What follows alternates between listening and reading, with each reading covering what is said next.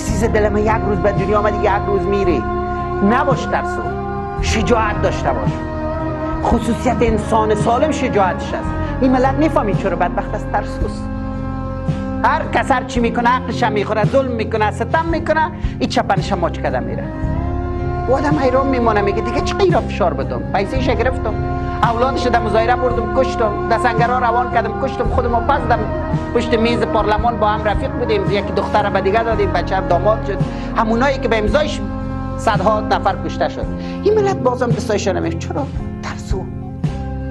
همین خاطر عذر میکنم پدر و مادر و اولادتان در خانه نترسانید. دیره که در خانه ترسو بار آوریده بیرون، اونم تو سرکش خم ترسوست که مبادا بمرو. میموری عزیز دل من، همون بان شجاع بموری.